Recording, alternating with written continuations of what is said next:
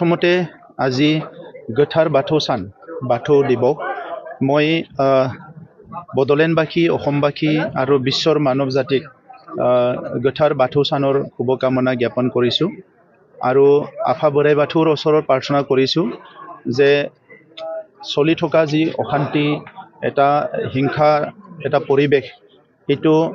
অনাগত দিনত যাতে পুনৰ শান্তি আমাৰ মাজত আহে আৰু বড়োলেণ্ডতো চিৰদিন শান্তি থাকে আমি বিভিন্ন জাতি জনগোষ্ঠীৰ মাজত মৰম স্নেহ বিশ্বাস আৰু শ্ৰদ্ধাৰে জীয়াই থাকিব পাৰোঁ আৰু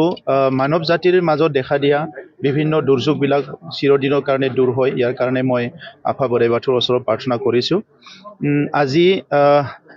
ই বাথৌ চানৰ লগতে আজিৰ দিনত আমাৰ তৃতীয় বড়ো চুক্তিৰো এইটো দিৱস হয় 7 জানুৱাৰী আজিৰ দিনতে 2020 চনত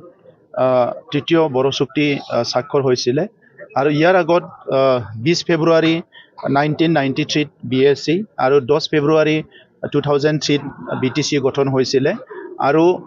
প্ৰথমতে মই আমাৰ শ্বহীদসকলক যিসকল শ্বহীদৰ তেজৰ বিনিময়ত যিসকল ৰাইজৰ পৰিশ্ৰমৰ কাৰণে যিসকল ৰ'দে বৰষুণে আন্দোলন কৰাৰ কাৰণে এই চুক্তিবিলাক হ'বলৈ পালে ইয়াৰ কাৰণে মই শ্বহীদসকলক প্ৰথমতে শ্ৰদ্ধাঞ্জলি জনাইছোঁ শ্বহীদ পৰিয়ালসকললৈ মই মোৰ মৰম আৰু মই শ্ৰদ্ধা জনাইছোঁ আৰু আজি চুক্তি বিভিন্ন ঠাইত উদযাপন হৈছে বেলেগ বেলেগ ঠাইত বেলেগ বেলেগ সংগঠনে উদযাপন কৰিছে আমিও ইয়াত কৰিছোঁ তামোলপুৰত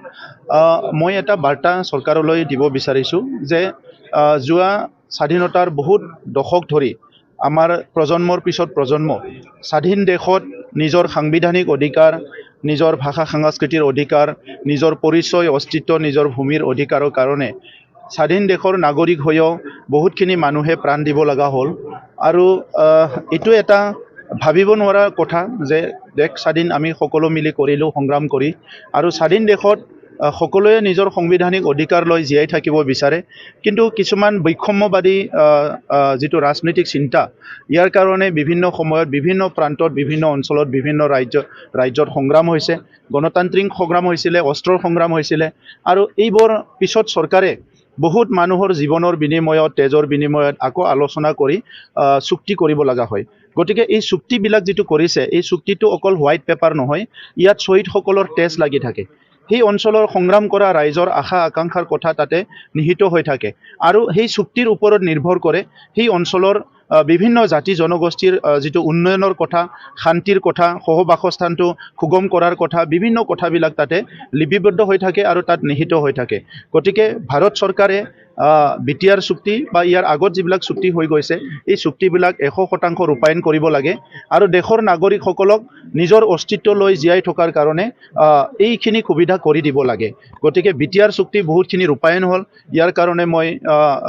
কেন্দ্ৰীয় চৰকাৰ ভাৰতৰ প্ৰধানমন্ত্ৰী গৃহমন্ত্ৰী বা ৰাজ্য চৰকাৰক ধন্যবাদ জনাইছোঁ কিন্তু যিখিনি চুক্তি এতিয়ালৈকে ৰূপায়ণ হোৱা নাই আৰু এই যিখিনি দফা বাকী আছে সেইখিনি কোনো কাৰো বিৰোধী নহয় কোনো কাৰো কণ্ট্ৰভাৰ্চি হ'ব লগা নাই কোনো জাতি জনগোষ্ঠীৰ কাৰণে এইটো বিৰোধী নহয় গতিকে সেইখিনি অতি শীঘ্ৰে ৰূপায়ণ কৰিব লাগে যাতে নৱ প্ৰজন্মই বা আহি থকা প্ৰজন্মই পুনৰ ৰাজপথলৈ আহিব লগা নহয় তেখেতসকলে যাতে গুণগত শিক্ষা ল'ব পাৰে